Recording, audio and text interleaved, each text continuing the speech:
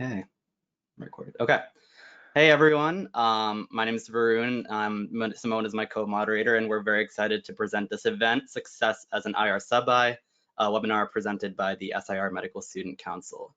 So thank you again for joining on a slightly awkward time, especially for those not on the East Coast. So we really appreciate it, and we hope this will be extremely helpful for you, especially for the MS4 starting their IR rotations soon. So quickly go over the agenda. We're going to start off with introductions of our panelists. Should take around 2 minutes, and then we'll go into our panel discussion, which we have a bunch of preset topics that we'll spend some time on, and we'll ask each of the panelists to give some opinions on and their perspectives from their experiences. And then finally, we have about 10 to 15 minutes, potentially more or less, for audience Q&A. And in terms of the Q&A, we would recommend that you use the questions tab in the GoToWebinar software to submit questions. It's like that tab on the side. If you have any problems, try to use the chat and maybe we can figure it out. And then if you're able to use the chat, I'm not sure if the chat's going to be working, but the chat's more going to be for general discussion if we can get it to work. And again, the webinar will be recorded and uploaded, so there's always going to be an opportunity to go back and rewatch things. So don't worry about having to jot everything down. And with that said, we'll get started with our panelists. So our first panelist is Dr. Gregg Khodorov, MD, MBA, PGY-1 IR from Thomas Jefferson University. And during his MS4 year, he rotated at Rutgers, Robert Wood Johnson, Kaiser Permanente LA, Einstein in Philadelphia, Temple University in Philadelphia as well, and University of Pennsylvania also in Philadelphia. Next, we have Dr. Lisa Liu, a PGY-1 IR at the University of Colorado, rotated at Rush University, which was her home institution, and then Mount Sinai in New York City, the University of Southern California, and also Kaiser Permanente, LA. Next, we have Dr. John Moon, it's PGY-1 IR at Emory University. He rotated at Albany Medical Center, which is his home institution, Einstein Medical Center, and University of Rochester. We also have Dr. Micaela Nannery, a PGY-1 IR at Duke University, rotated at Boston Medical Center, which was our home institution, Emory University, and also MD Anderson Cancer Center. And finally, we have Dr. Neil Jain, PGY-1 IR at Georgetown University Hospital, rotated at University of Pennsylvania, Thomas Jefferson University, Mount Sinai as well, Christiana Hospital, and the Children's Hospital of Philadelphia. So you can clearly see we have quite the experienced panelists, especially for the topic of today's webinar. So we're very excited to hear from you, and thank you again for volunteering your time to expand on your experiences and help us, get acquainted with these new rotations that we're going to be starting on. So with that said, I'll turn it over to Simone for the first panel question. Thanks, Varun. So yeah, we'll just kind of hop right into it. And the first question that we have is specifically for John, Neil, and Greg. What general resources did you find to be the most helpful when preparing for your IR rotation? If you use any textbooks, if you watch videos, any other resources, if you can kind of give us what tools you used for these rotations. So we can start off with John.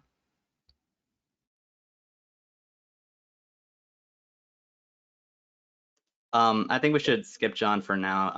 We're figuring out the technical details right now. But maybe we can move on to Neil first. So yeah, maybe we can move on to Neil. Awesome. So I think there's several different books that you can use and resources as well. The IR Playbook is one of the fan favorites out there by Nikki O'Keefe. It's pretty much like a textbook that kind of explains the procedures pretty well, the indications, how to do them. But if you're not looking for a textbook per se, I believe it's called Clinical IR by Shantanu and Kyle Cooper, which is an awesome read. That's the one that I primarily used. And I think it's great for indications for a procedure, why you should do the procedure, why you shouldn't, labs to look at, and then it gives you a great overview of the different tools, both wires, embolics, pretty much our tool set. Regarding YouTube videos, I'm not sure how much that FIR, I believe, It was some YouTube kind of series that started off. That was pretty good for a couple of videos. But honestly, the main resources are actually all on the RFS resources. And I guess we should put a shameless plug in for the SIR away guides, because if you're going to be rotating at any of those institutions, which are on the SIR website, I would honestly look at those because it will give you a insider look on what we thought about the away rotation, but then also, you know, kind of like where to go, where to show up, what system, like EMR they use, you know, who you should contact. And again, little things like that may change from year to year, but you'll get a general idea of the rotation. Thanks, Neil. Yeah, I agree that one thing I do hear a lot of is the IR Pocket Playbook. So definitely, I actually already have a copy of it, but that is a popular one that a lot of people bring up. And he also mentioned the resource on SIR. Yep, there it is. The SIR-RFS website does have a link called the IR Rotation Survival Guide, which we will pull up. And we also have a link that when we do share this on YouTube, we will have the easy access and the details for you guys to access that. But it's frequently asked questions, rotation resources, and some of them actually have direct links to PDFs of some textbook, legally, by the way, they're not illegal downloads, but also site-specific resources. So another really good resource for that. Greg, did you have anything to add or anything you used? Yeah, so as is tradition, I disagree with Neil. Just kidding. No, that's a great book. I didn't love it as much as Learning Interventional Radiology by Justin Schaffa and Stephen Key. I thought that was like, for me, I like a quick and dirty, like especially on the rotation itself.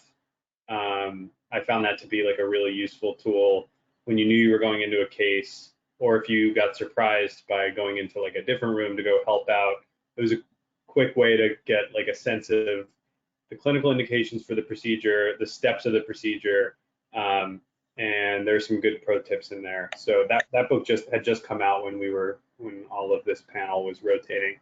I found it to be a really good purchase, and it's pretty cheap, and it's light and small, not as small as the clinical IR book, but I really like that one. And I think in general, like the IR playbook is the Bible. It's what IR residents use as well. So if you do want to deep dive on anything, I think that's a good book to invest in if you're sure that IR is the field for you. It'll be useful someday, and I think it can be helpful in clarifying things that the other books sometimes don't touch on.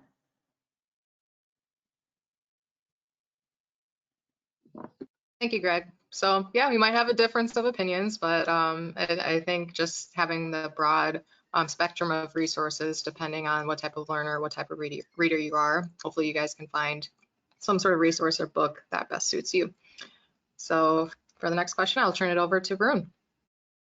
Awesome. I know we just got John set up, and I think he's logged in under my name if that's confusing to anyone. But I know you're also slated to answer this question. Do you have anything to add? I don't know if you had a chance with the technical issues. Hey, yeah, so I think I picked up a little bit, so I'll be Varun today, giving some sage advice.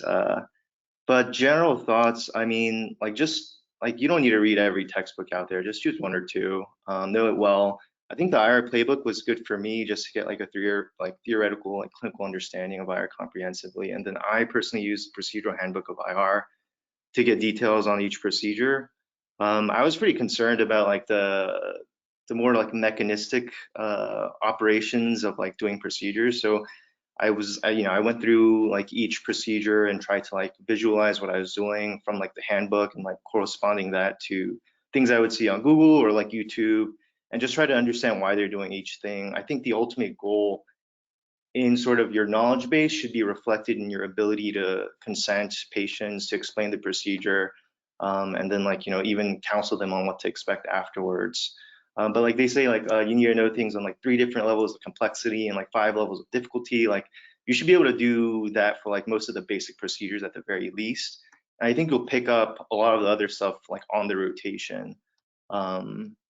I think like just, I know this isn't probably what the question was getting at, but like in terms of preparing for your IR rotation, like is one thing if you're doing it at your home institution, but if you're like going away, just make sure all your paperwork is done and like your access and all of those like little things that probably like make a small impact on your impression are just like ready to go. So you're not the guy who doesn't have like access to like the rooms or having trouble getting around. I'm not saying I was that guy, but just some advice. Yeah, I think that's all I have to contribute. Awesome, thank you. That's very helpful advice, especially things that maybe we don't think about, like all the administrative stuff can really creep up on you. So that's definitely good advice. And I think some of what you were talking about kind of goes along with our next question, which is what are the most important things that you should prioritize learning while you're on your IR sub-I? So there's a bunch of different things, some of which are clearly more relevant than others. I'm sure maybe most of you would agree that knowing the details of every single device isn't as important as the procedural skills or anatomy or pathophysiology. So we can start with Gregg on what you think would be the most important things out of this list, or if there's things that aren't on this list of what you would prioritize focusing on during your rotation. Sure. I actually think the most important thing to prioritize learning as an IR sub-I is what kind of doctor you want to be.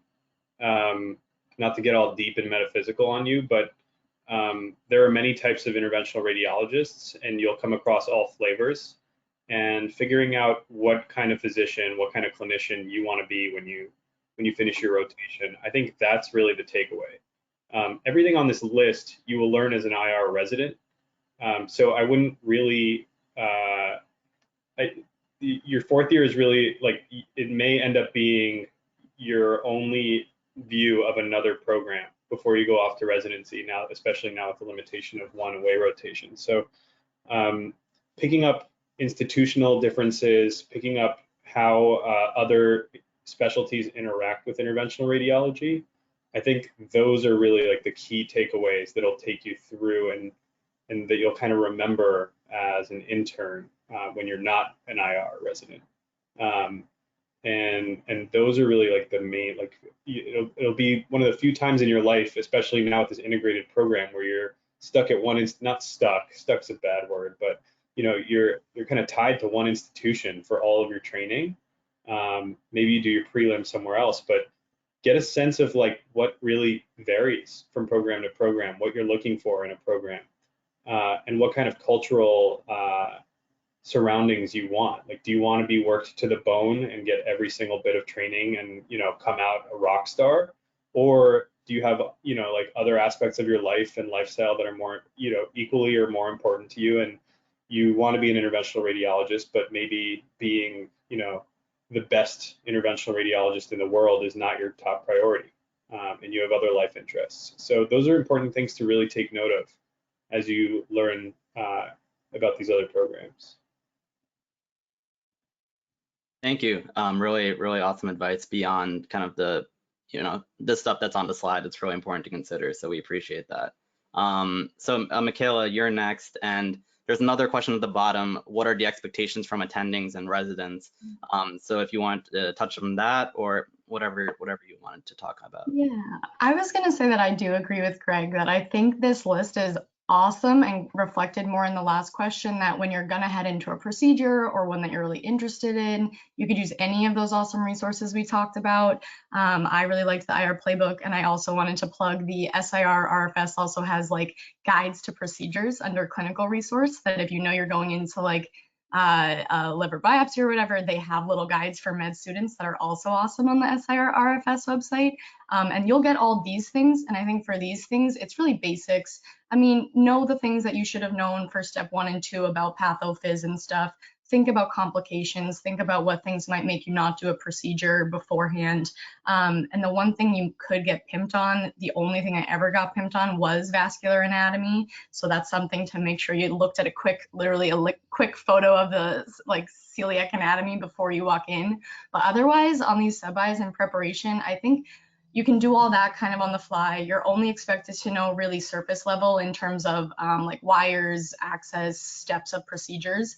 I think the big expectation is that you show up like really excited to learn, trying to figure out where you want to go and what kind of IR you want to be. And I think the biggest thing when you're actually at the sub-Is is figuring out how to help as well, especially your young and more senior IR residents. I think if you prioritize trying to be a member of their team, whether it's your home institution or in away rotation, and just seeing whether, I didn't do a lot of consults, I think some people do, but if you can just see, hey, who could I, even present at the quick table rounds in the morning for you? Is there something I could look up for you? And just trying to be helpful. And sometimes being helpful is literally just showing up and being nice and being really respectful and fun to work with. And sometimes that's more than enough for a day. And I think the expectations are not crazy high. They're mostly that you are an excited, good person that's excited to learn and knows a little bit of your basic stuff mechanically and anatomy wise.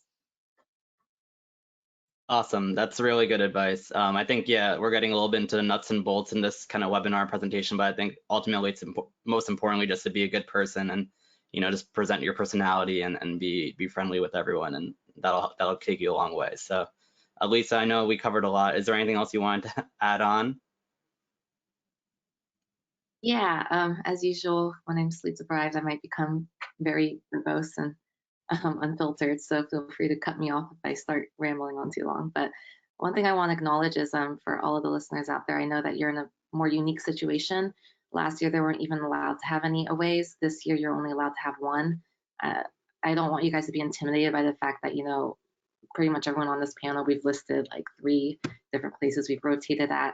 And although, unfortunately, that was my favorite part of 4th year, and I'm sorry you won't be able to experience going to a bunch of different institutions, and like Gregg said, really being able to compare them in terms of all of these different ways that people can do things. Hopefully you will have we can figure out an opportunity in the future, in terms of just exposure when you're on your interview trail. Hopefully those will be in person and you'll be able to get a sense of things then.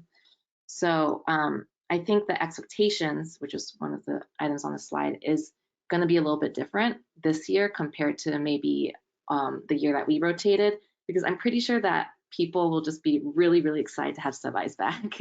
They'll be really happy to have you there, really happy to have an excited learner there.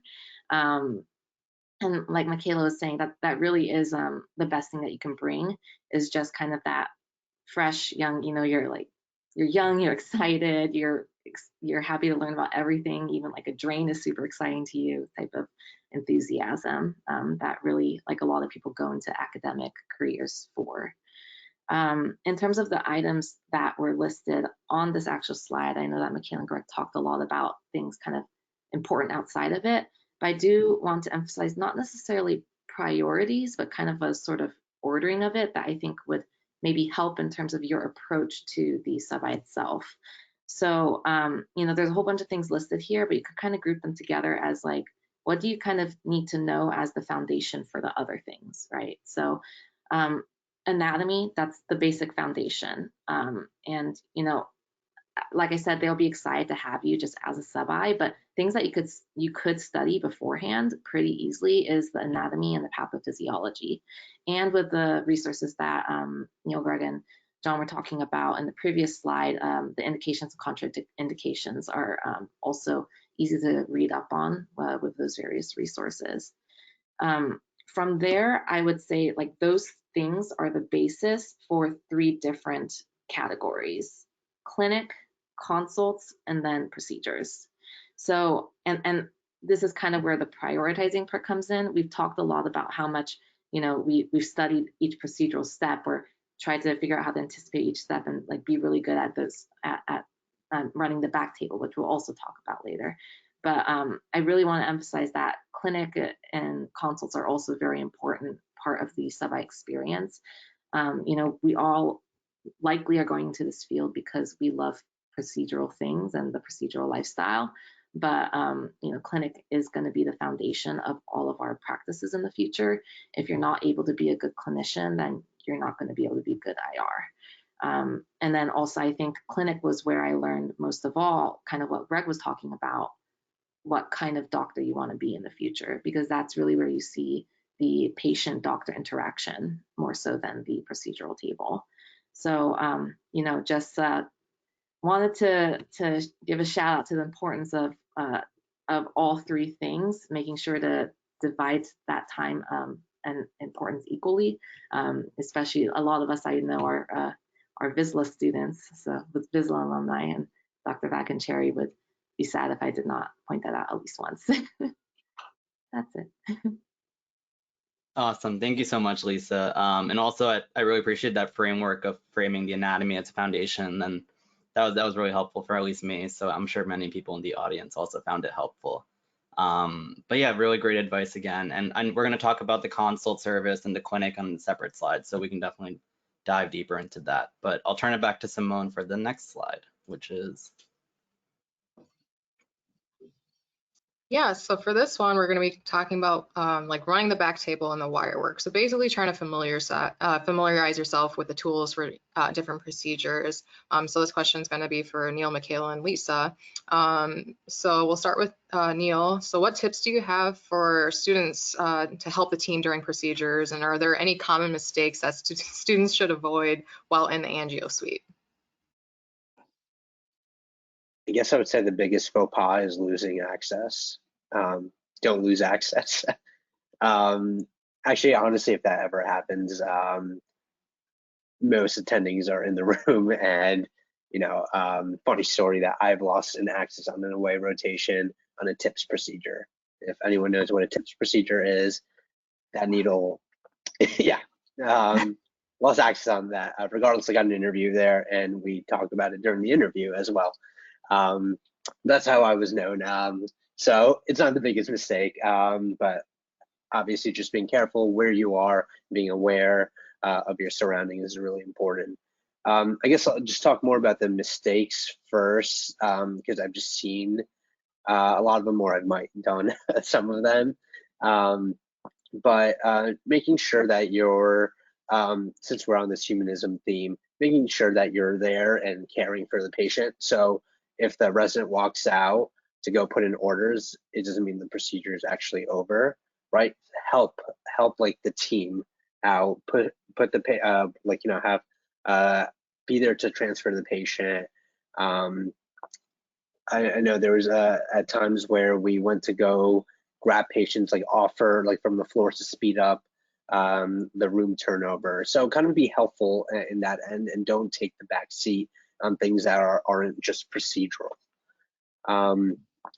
I would caution the fact, I think as an away student, you often want to be seen and want to be known that, hey, you're there and you know the stuff. And the best advice I had gotten, which was before I even had started the rotation, was, hey, like, just know your place as well.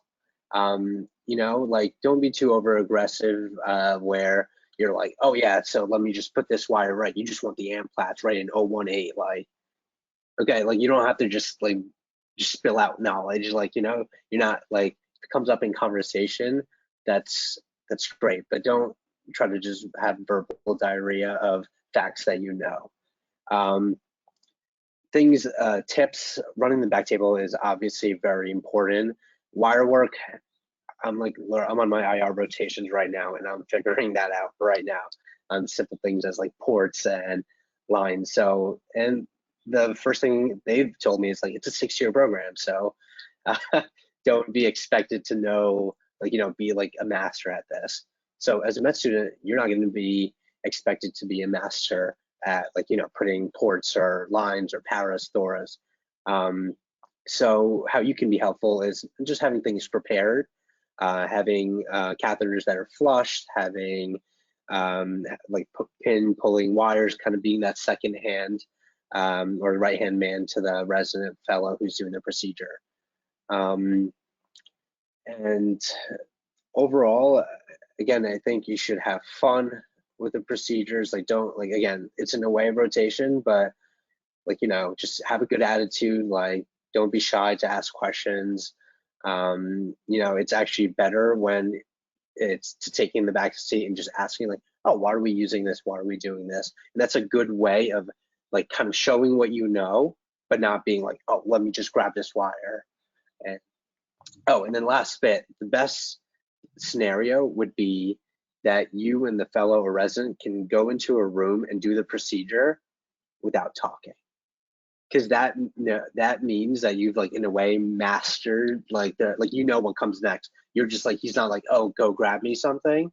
Not like you just hand it over, and like it doesn't happen often, but like, you know, just for a couple of procedures, like kind of just knowing like, you know, what the attending or trainee would want.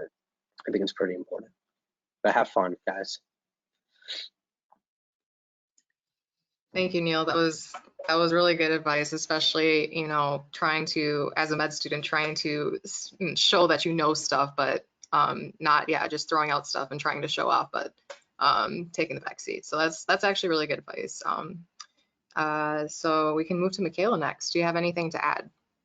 Neil really kind of hit everything on the head, so I feel like I don't have a lot to add, but I was gonna say just honestly my advice is to learn to love the back table. I love the back table and own the back table, and if there's a tech or maybe another student or another younger or more junior resident also on the back table, learn to share those responsibilities, learn to team up with the techs, make sure you make friends with the techs.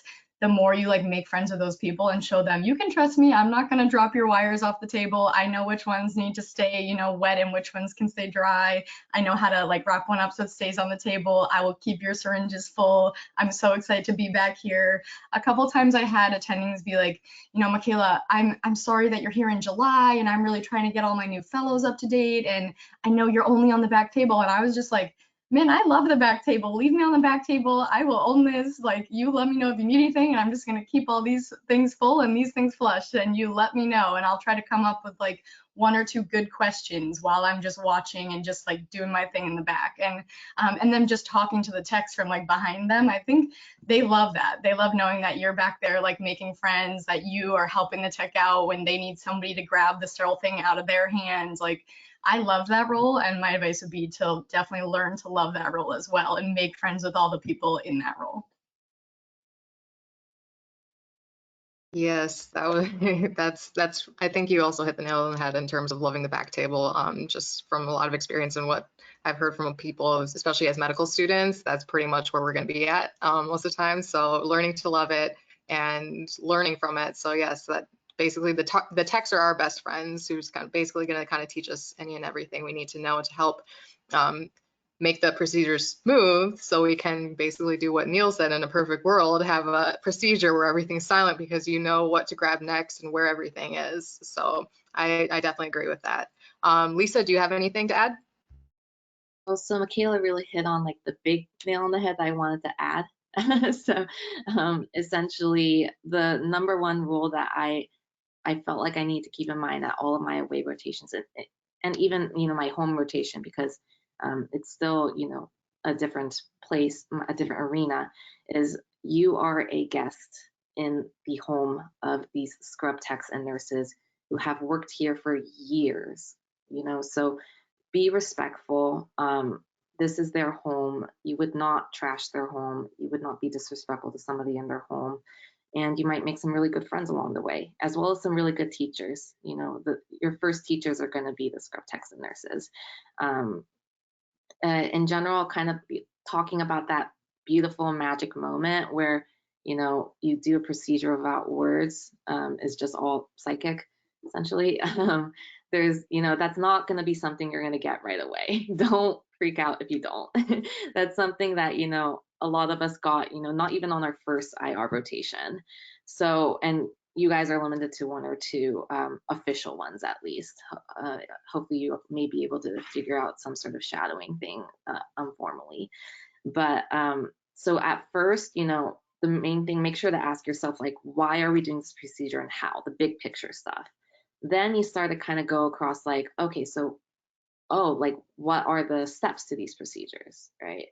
And then you start really getting nitpicky. I would say, because you guys have kind of a more limited amount of time to be able to be doing aways during this M4 year, just to kind of speed up the timeline, maybe by like the end of your first rotation, the last week, try to start asking yourself why for every single step. And I mean every single step. Why did we use why did we use this catheter? Why did we exchange this wire at this point? Why did we put on like this little thing that spins? Like all these tiny little things that become kind of automatic because you're just kind of like, oh, so this is next and this is next. But if somebody asks you, why are you doing that? And all you can say is because that's how it's done, then you're not going to know how to do that procedure when it's your turn to be primary interventionalist on that table. And if you're able to be able to predict the next step, not just for routine, like not just like start small, like something like a port placement. Being able to predict every step of a port, that's pretty predictable. There aren't that many surprises. When you start talking about like, oh, so they're having trouble with crossing this lesion, maybe they're going to want this wire, and you kind of say something like, oh, should we consider this wire, like a grand slam or a row runner or something. One that engages, like that helps kind of show that you're thinking about things too. They can help explain why that's not a good idea. Obviously read the room, like Neil said. You don't want to be just kind of like trying to show off. This should be for your education.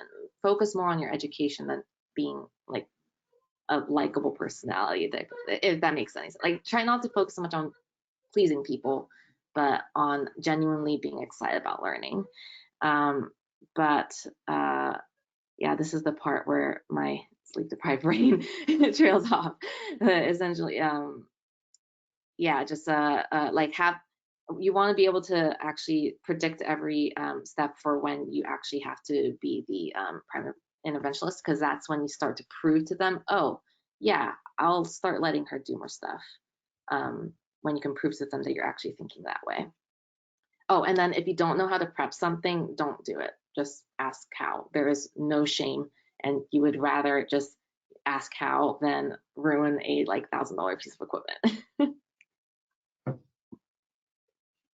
Thank you, Lisa. I think all three of you bring up a kind of a good point, and actually a plug that I wanted to give. So when we talk about obviously being able to comfortably work the back table, doing it, starting to know it so well that we can predict what step is next, and even what Lisa touched on, which is, knowing the why, like why are we using this type of wire for this type of procedure or during this step.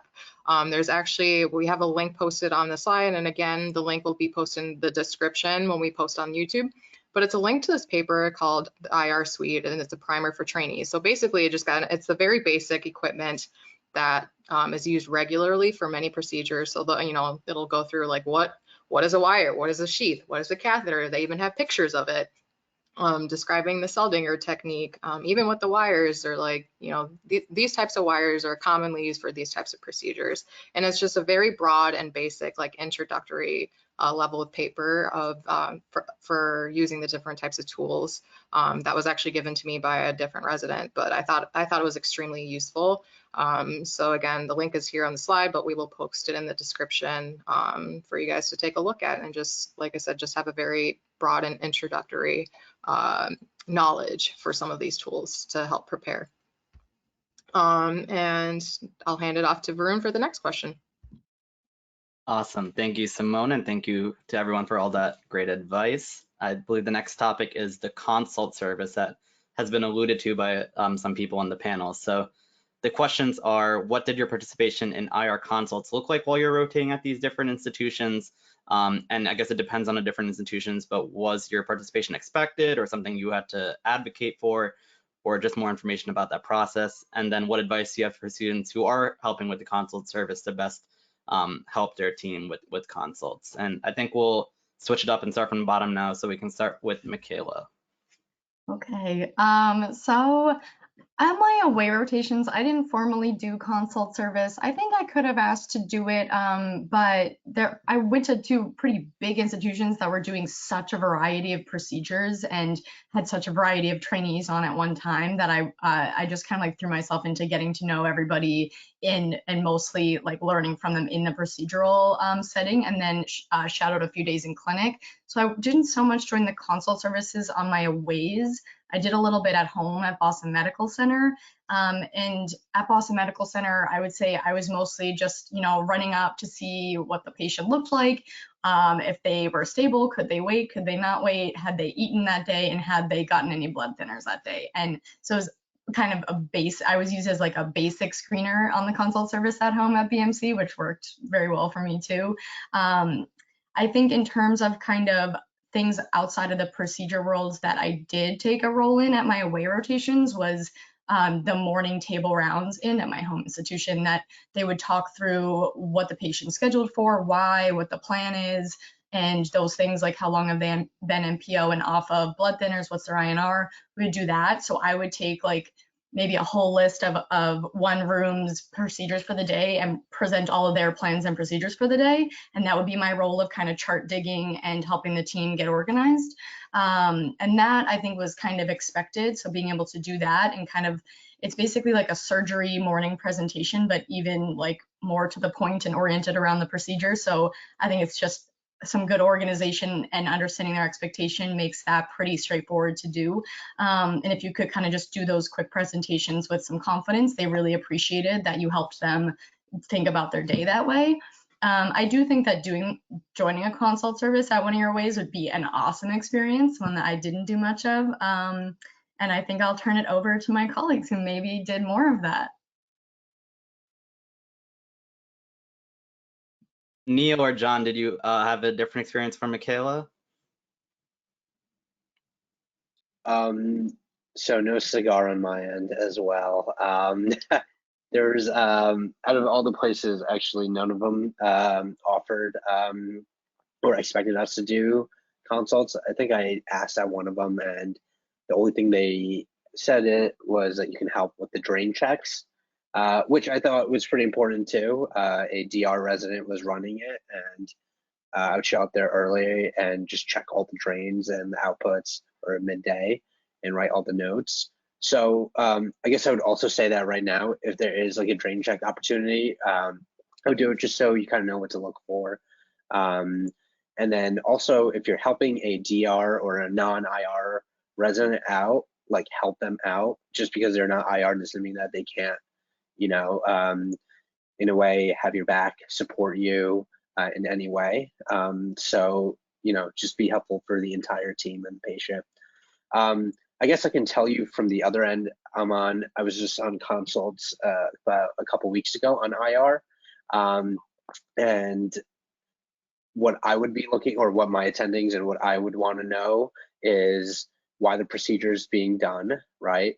Kind of look at baseline labs, right, for us, platelets, INR, often potassium, kind of like some like surgical hemoglobin expectations, like, those labs that would just know if they're NPO, if they eat or not, like Micaela said.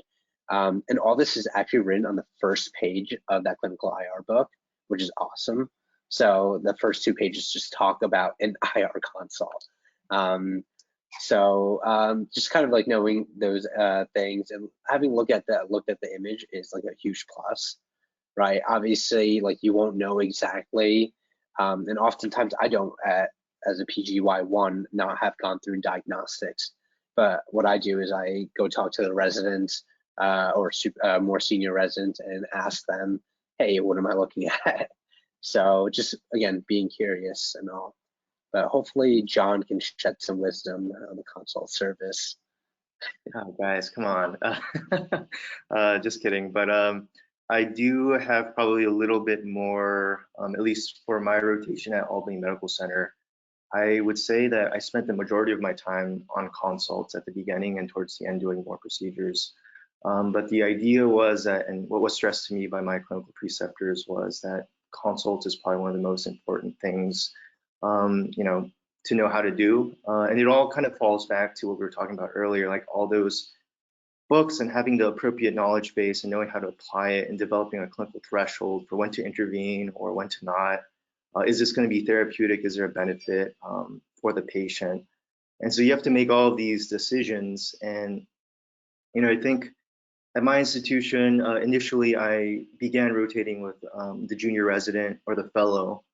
and he would supervise me for maybe a week, week and a half, and then at a certain point I began, for the smaller consults like a biopsy or like a line placement, I'd say, hey, like I think I can go see this by myself. I think I can do the consult by myself. I can consent the patient, and then I would direct staff it with the attending. And so some advice for like what can you do to impress while helping with consults is like learn how to do it independently if you can as a medical student. I think it is doable, but also like whatever that program is comfortable with.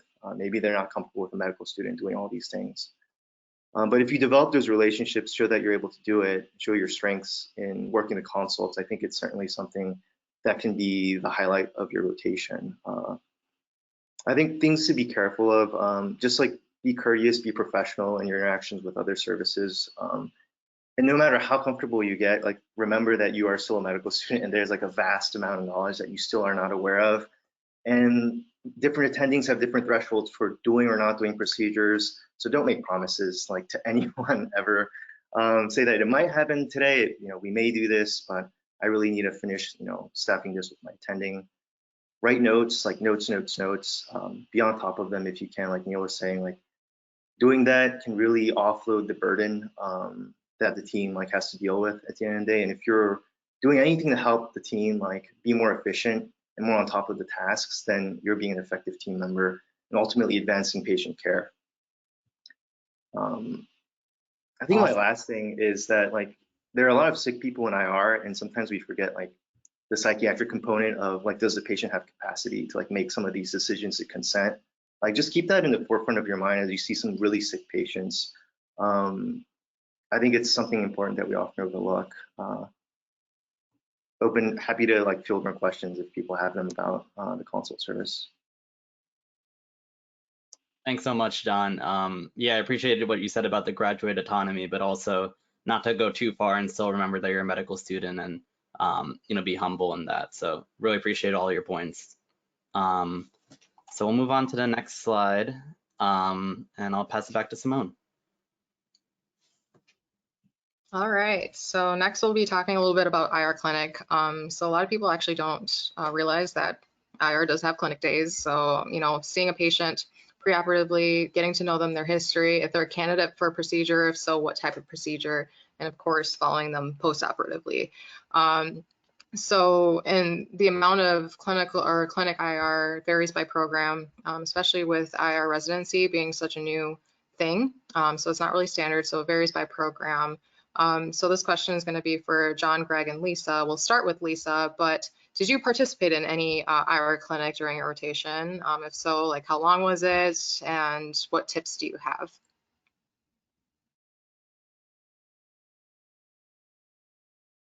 I'm muted now. So yeah, so as mentioned in my introduction, including my home rotation at institution at Rush, I rotated at 4 different places. And actually at all of them except for Rush, I incorporated clinic into my rotation.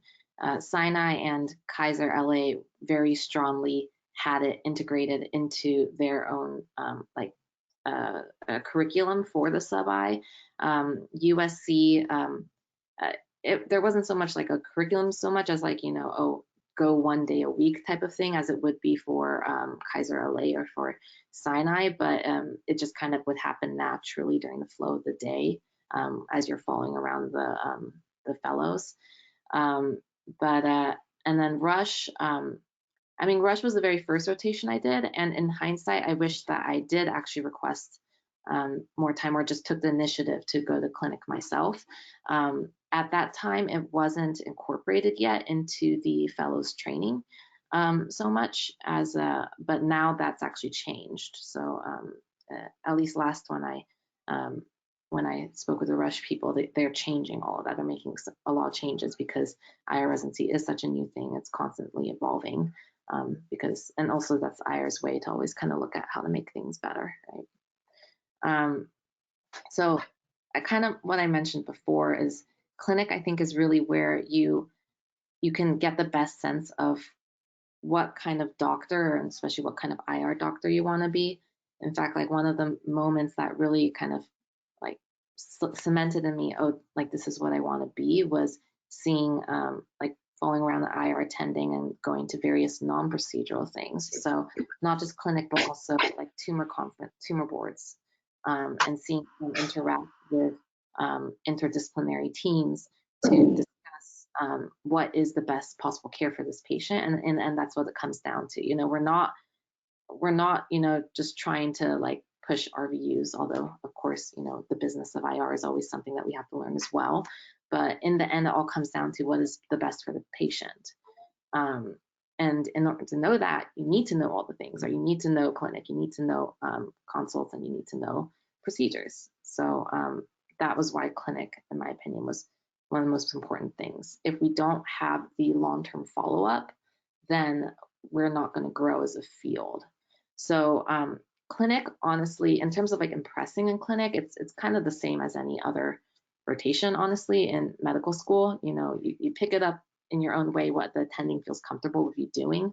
But typically you can progress to the point where you're seeing the patient and presenting to the attending once you become more comfortable. But clinic is the most helpful thing in terms of deciding if this program fits kind of the model that you want to do. So for me, it was important that I see patients who I see that long-term follow-up, and that would be like my hope in terms of my education. That's all I got, I think. No, that was great. Especially again touching to the point that you know, clinic being used for determining what type of doctor you want to be. So I think that's a really good advice. Greg, what are your experiences with our clinic? Yeah, so I'll say of the 5 rotations I did, including my home, really only Dr. V's out in Kaiser prioritized medical students going to clinic. I was aware peripherally of some of these institutions having a clinic, but it was like a nebulous thing that I wasn't really invited to. And there were a couple times on some of those rotations where I would ask to go, but what you'll find is like sometimes when you ask to go to clinic at a place that doesn't normally send medical students to clinic, or when you ask to do consults at a place that doesn't normally send medical students to do consults, it's so much extra work for the attendings to coordinate that it ends up being like, oh God, this kid really wants to like learn this extra, you know, it's like, it can feel like a nuisance a little bit sometimes. So you have to be cognizant of that, and it's important to demand certain things in your education, but politely and understand that you're, as was said earlier, a guest in these people's home. So at Kaiser, I think, so it was like several times a week we would go to clinic, and I think there again, like that's really where you learn what kind of clinician you want to be from the attendings. How to impress, you have to remember that clinic has to be efficient, especially at high volume centers where sometimes there's like 30 or 40 patients to be seen in a day, and they're sort of blocked into like a morning bunch and an afternoon bunch, and there's an hour in lunch, but that hour never actually truly occurs, and it just gets filled up with patients who come in late and all the stragglers and double booked appointments, and et cetera. So I think it's important to remember that as much fun as it is to talk to patients, to be able to cut through and get to the bottom of the clinical question that you're addressing is a skill that you have to develop, just like anything else. So if you are still doing other clinical rotations before that have clinic days, work on that skill, work on really getting the patient directed to the clinical question that you're asking. And sometimes that won't even be clear. That won't be clear to the patient either why they're in clinic. I remember that happening, especially at Kaiser. I found that a couple times, like especially the older patients, you know, who are being followed for a filter or something like that. They have no idea why they're coming to your clinic. All they know is they're showing up to the appointment that's in their health portal, and their loved one brought them. So you have to then go through their chart while you're sitting there and tease out, you know, why the heck is this person sitting in front of me, and what question are we still trying to address, or are we just checking in to make sure that they're doing okay? which is also a fine reason to have a clinic appointment. So I think teasing that out, so being efficient and understanding what question you're addressing will help you prioritize your presentation for the attending. Dr. Vatican-Cherry is like a highly efficient clinician in clinic, so there were many a time where I would still be on like my third history gathering question, and he would barge through the door and be like, "Come on, dude, you gotta like, what do you got for me?"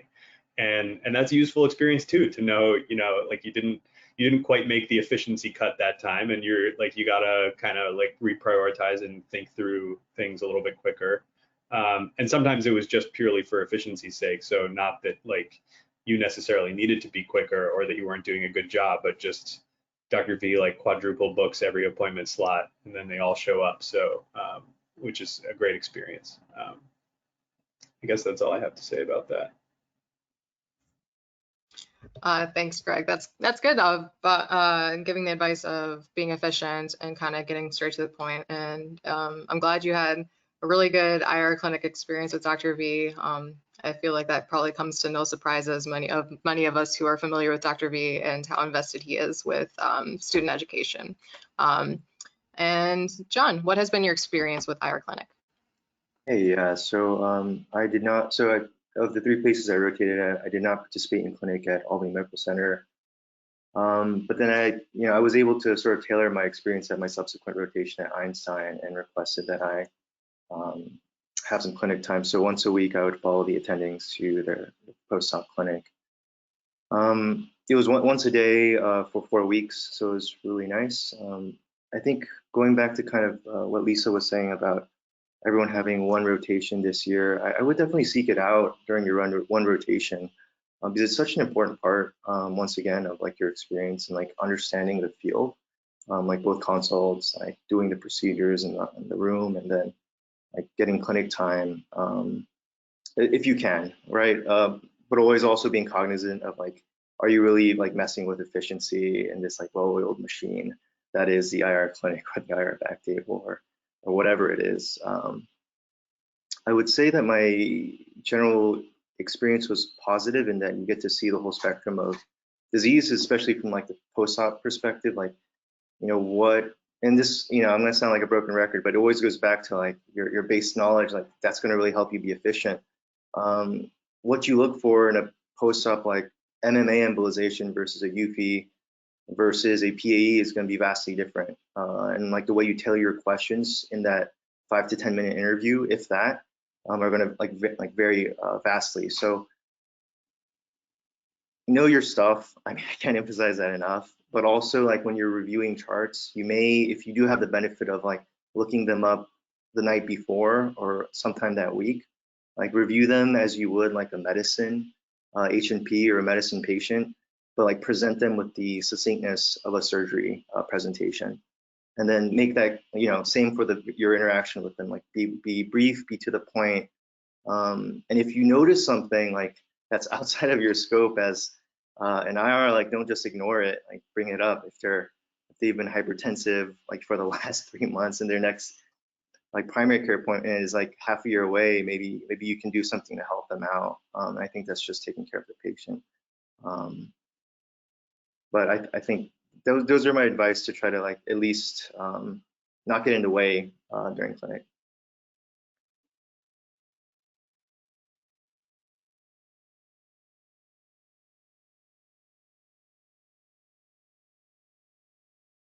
I think you're muted, Simone. I think I double muted myself, sorry. Yes, thank you, John, for that advice, especially, reading up on your patients and getting to know them even before seeing them. And also that I think the biggest thing that you touched on is that if you see something that's even outside of your scope, to bring it up. If you notice the patient's vitals are way out of whack, don't just say this isn't related to IR and still bring that up. So I think that's just good practice in general. I'll turn it back to Varun for our final formal question for the panelists. Thank you, Simone, and thank you to our panelists. I think given the time, we're coming up on the hour, we're just going to jump straight to the audience Q&A. But if we have any time at the end, we can jump back to that last question. But And I know we're also coming up with the hour, so if any of the panelists have to leave, that's perfectly fine. We really appreciate your time either way. So yeah, we don't have too many questions in the chat, so keep them coming to the audience. But one question in the chat I see is, what questions came up on rotations from attendings that kind of shook you? And maybe one person can take this that feels like they can answer it.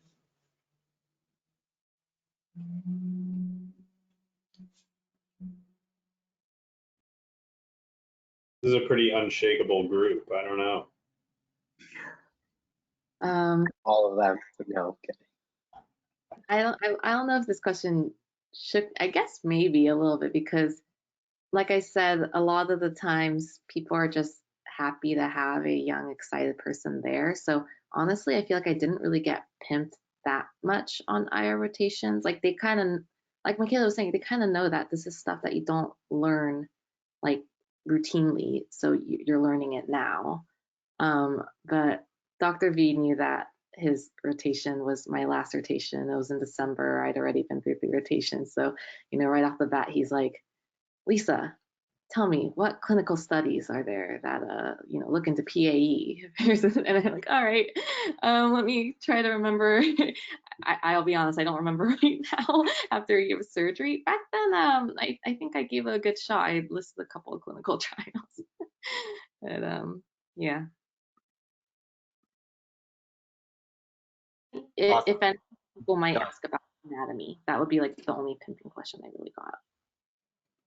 I think one common question that I got asked at multiple rotations was, what are you looking for on the initial venogram when placing an IVC filter? I'm not going to tell you the answer. You should go and read about it. Thanks, Greg. Appreciate that. Awesome. There's a bunch more questions that came in, so we'll try and rapid fire these. Question regarding the 1 away rotation rule, does anyone on the panel have any advice for students without a home program on kind of how to do more than 1 away potentially? Because this would just, if they were only limited to 1 away rotation, that would just be 1 away, or that would just be 1 IR rotation in general. So do you have any advice on if there's ways to do more rotations to potentially get more letters and exposure? So for this one, what I've been recommending students is to do private practice or do a research month with someone on a private practice. Right, nothing against doing a research elective and getting IR exposure that way. My understanding of the 1 away rule was to give everyone an equal share in these circumstances, to give everyone an equal share of doing an away rotation that offers IR, DR spots. That was my understanding of it. So I don't think you should take multiple, because then in a way you're taking someone else's spot. But doing an away rotation at a private practice is technically not breaking the rules, or doing a research month in IR. Awesome. That's good advice. Go ahead, Lisa. Month. I was going to suggest the research month type thing too, because that also, you know, even if you take that month to really focus on research and not so much on the sub-I type aspect of things that we're talking about, like maybe just if you want to do, you know, like a week or so of that kind of stuff so that you can get a flavor of that institution, that's helpful for you. But doing research would help you out in terms of building your resume and also letters of rec. So that adds another component to your application other than an actual sub-I month. I was also going to say not to underestimate like letters of rec and experience and people connecting you from the DR world at your home program or at the away that you were at. Definitely talk with the DR folks and also surgery folks. I found that I became close with a surgical oncology attending at BMC, and he actually like knows some folks in IR, and he actually was like kind of wrote me a nice letter about how like she's not going to be a surgeon, but I recommend her for IR. So you can get a little creative. All your letters don't have to be IR, and you can dig into other departments as well who can be just as influential and sometimes more influential. If somebody from DR is like, I'm excited they're going into radiology, but I wish they were going into mammo and not IR. You're lucky to have so-and-so, you know what I mean? So you can ask other people too. Micaela, you mentioned surgery specifically. I'd say that in all my experiences, I've had like good relationships with vascular surgery, especially. So, I mean, it's something I started off in. It's like what got me into medicine in the first place, being a research assistant for vascular surgery. But that was like my rec letter for med school. And then I did a vascular surgery sub-I that I like personally requested in addition to my like actual technical surgery sub-I that counted for my sub-I at Rush. And that's also where I got a rec letter for residency. So definitely, and I think IRs also respect the opinion of a vascular surgeon, at least when it comes to like, they know that the wire work is similar. PAD, aortas, that's one aspect of IR, so they would know if you can do well in that, then that's one aspect of IR you can do well in. So that could be a rotation that you could specifically target if you're looking for IR related rec letters. Awesome. So on the topic of rec letters, a question came in that directly related to this slide that we skipped, so I decided to just go back to it quickly. But essentially the slide's about letters of recommendation etiquette in terms of, did you request letters from your away rotations? When did you ask? In the middle of the rotation to give them a heads up, or just at the end of the rotation, who to ask? And then also specifically, I don't know if any of you would have had this experience, but if you're doing a rotation in August or September, right before ERAS opens up, what's the etiquette, or is it okay to ask for a letter then, giving them limited time to write it? Anyone can jump in. I will say, I don't, oh, I'm sorry, Micaela, you go. You go, Greg, you start. I don't recommend middle of rotation. I think generally it's kind of understood that if you're coming to visit somewhere, you're hoping to be evaluated and hoping people will pay attention. So I don't think you really need to give them a heads up at the middle. Unless you're getting down to the wire, then it might be worth like 2 weeks into the rotation. Like if you're getting within like a month of ERAS being submitted, I would say maybe like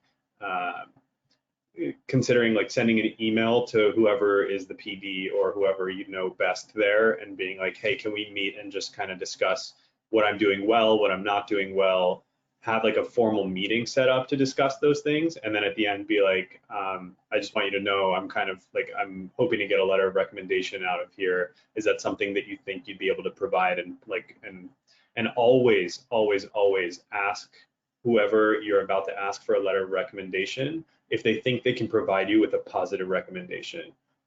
It's an uncomfortable question to ask someone if you're not used to asking questions like that, but it's incredibly important that you just flat out say it, because the last thing you want is to be surprised by a letter you'll never read, fully disrupting your otherwise pristine application.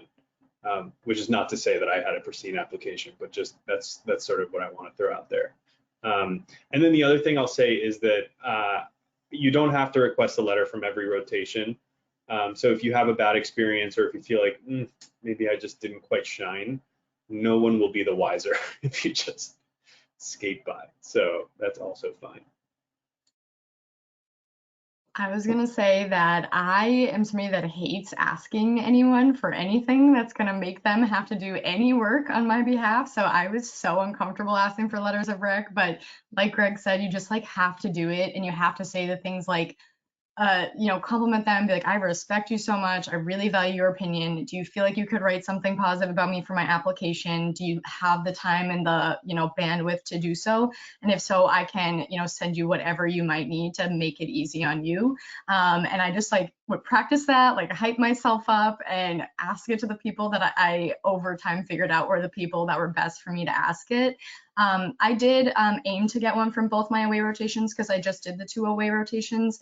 And for me, I kind of spent, in terms of timing, my method was before I went on my away rotations, I figured out who from my home institution, including from the DR world and the surgery world, I was going to give an early heads up, like, hey, I'm not trying to go specifically into your field. I love you and I love like your opinion, and I would really appreciate it if you have the bandwidth to help me with my app doing this dual IR-DR application. So I got that done really early, so they knew that I was asking them for a letter into not their field in like May or June. And then when I went on my away rotations in my home sub-I, I aimed to by the middle know who I was going to ask, because off the bat you don't really know who you might ask. some people think you should definitely go to the PD. I actually am a big proponent of go to the person that knew you best. Who did you do the most rotations with, or like procedures and clinic time with? I had one attending that I was in a code blue with one of his patients with, and he was not the PD and he was not the most senior attending, but I was like, you know me, you have seen me by far the most in action of anyone. I respect you so much, et cetera, et cetera. And I would try to figure out who the person was by end of week 2, and then ask them towards end of week 3, start of week 4, like toward the end, and let them know I've loved working with you, all the questions, like, and remember that when you're uncomfortable, like I was asking it at all, they are so flattered. Like, even if somebody said, no, I don't feel like I know you well enough, they're still so flattered and going to like you better just because you asked. So it's always a compliment when you're asking somebody for a letter. So try to hype yourself up and just do it, and just find the best person to ask for you, and then just do it toward the end of the rotation. Awesome. All stage advice. Sorry, couple things. Just make sure when you're asking for a letter of recommendation, do it in person if you can. It's not something that you should be doing over email. If you like, if I've left that rotation and something happened and I need something, I would ask for a phone call. It's something like, I just don't think email is as personal. Things that they'll probably expect that you'll have ready is a personal statement, a CV, and things that I sometimes would just include is, things that if you want to touch upon. Some people really like that. Be like, oh, what do you want me to talk about in your IR? Like, oh, how, like, if you did research with them, if you did clinic, like if you did multiple things, it's good to kind of give them a structure or so, or just some touching points. But that's just the technical side of stuff. One more Awesome. thing, I want to kind of jump in one last time, and Neil, you just triggered a really good thought, which is, well, I guess you'll decide if it's good, but when you're on these rotations, sometimes you give a presentation at some point. So including that information to just kind of jog someone's memory, be like, remember when I gave that like mini grand rounds, or if you want to talk about that, that I think that can kind of shed an interesting light on you, and how you're willing to go above just like being there for procedures while you're on a rotation. Awesome. Really great advice, everyone. I'm glad we didn't skip this because it seems like it's a very important topic. And I hope it answered people's questions. So I think given the time, we'll move on to this last slide, final pearls. Any other advice you wish you had known, just to conclude the webinar. And there's a bunch more questions in the chat, so maybe we can create a FAQ offline to answer that. But in the meantime, any final pearls you guys would leave us with? I need to peel away and go to work, but so I'm gonna just say this last bit and then peel off. But you guys have my email if you need to contact me. Essentially, IR is a small world and a close world. So we just talked about letters of rec. It's definitely a good, important thing to have always in the back of your mind, because you want to build that application, but don't go in just targeting like one person to get to know in order to get that rec letter. Really see this sub-I as an opportunity to meet your future colleagues in the field and your future mentors. IR really is the only field where I found myself having multiple mentors, which is one of the reasons why I decided to go into it. Especially, like I took the opportunity personally, I wanted to do away rotations out west because all of my like academic experience has been out east or Midwest.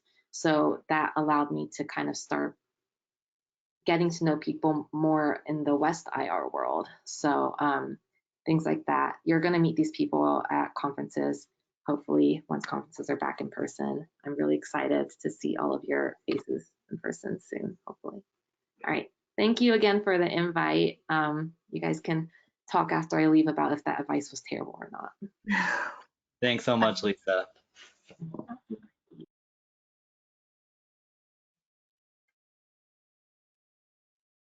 I can go next real quickly. So I think just to end, just be kind, be courteous, like be humble, please, and like work to support your co-rotators if you have co-rotators with you.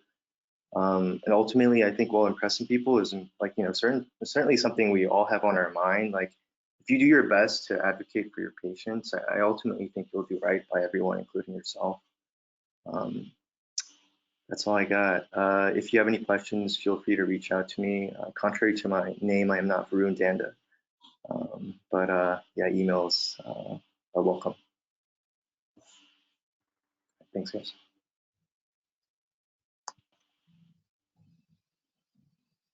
I guess I can go. Oh, go ahead, Micaela, please. I keep talking at the same time as you guys, sorry. I don't have a lot else to add. I was just gonna say, like, congratulations. There is so much anxiety around this time, getting the away, affording the away, performing on the away. Like, every day you have to be your best self, but really try to enjoy it. It really will fly by. I'm so glad that aways are back, because like everyone's alluded to, as much as there's a lot of like, you're studying every night kind of, you really want to impress, but really it's a lot of fun, and like it really is so good for your education and experience to see multiple programs and get a sense and look toward where you want to go for residency and what you want to be beyond that. So really try to enjoy it, and take advantage of whatever time you have off to explore those cities and get to know those people in the area as well. And yeah, and just I agree with John, like, be so nice to your co-rotators, do like support each other, work together to lift each other up, because there's nothing worse than a month with somebody that's being a little bit of a gunner. And then just be so kind to everybody at that institution, from techs and nurses and transporters to your attendings.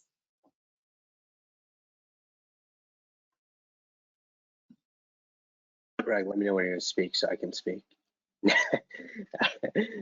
Again, those are valuable advice from John and Micaela. I guess a couple things. Just remember that I know you only have one shot, but you're evaluating this program as well. So go in with that kind of mindset as well, that it's a two-way street. Maybe some of you have experience in IR or can compare it to your home program, and you can see how different programs do different things. Be enthusiastic, get there early, stay late. And then finally, I would say just lift that curtain and let that IR passion shine, because this is your only time in a way to really show in person what you love about IR. Again, I can tell you, everyone here who is either going to work or just came back from work absolutely loves IR, including myself. So it's just like, share that if you share that passion with us, show us. Okay. I just met up with Gregg about a month ago, and it was exciting just to talk about IR. Where my significant other, and she's like, "Hey, I'm still here, and I'm not in IR." But show the passion and have fun. Yeah, no, that was some great advice all around. I don't have much to add. I guess what I'll say is first, remember that everyone's opinion of you matters, and that's not true just for these away rotations. That's true. You're entering a professional stage of your career, and for those of you who have never had a job before, that can sometimes be a tough transition, because you're used to hanging out with your friends and working in a classroom, or sitting in a little conference room and talking about how bad your professors are, or something along those lines. And I think you have to recognize that you are now entering a professional version of yourself. So I don't want to say the words clean up your act, but in some small way, remember that this is a professional environment. So even when those around you are not acting professionally or not speaking professionally, it's important to remember you hold yourself to a higher standard. And remember that everyone is a coworker. So from the people who clean the rooms between procedures to the attending that's working next to you, you're all collaborating to take good care of patients, like John said. So I think those are the two main takeaways. And then obviously like I said earlier, just really thinking about, taking every moment to really think about what kind of doctor do I want to be? Because as a fourth year, that's really like the first time those thoughts crossed my mind. Was I've now seen so many different types of doctors. Who am I going to emulate? Who do I want to emulate? What kind of what kind of approach to medicine, of the thousands of ways that I've seen it approached, do I want to take? And begin to form your true professional self. I think this is the time to do it. And you should be doing it all throughout medical school, but especially on your sub-Is as you're meeting people you've never met before and you're interviewing for a job essentially. So don't forget that. And good luck. Thanks, Awesome. Greg. And thank you guys so much. thank you, everyone. So thank you everyone who tuned in this evening. Sorry we went over time, but the session again, it will be recorded and posted on our YouTube channel. This together, and a special thank you to our panelists this evening, sharing their experiences during their IR rotations, giving awesome advice how to succeed.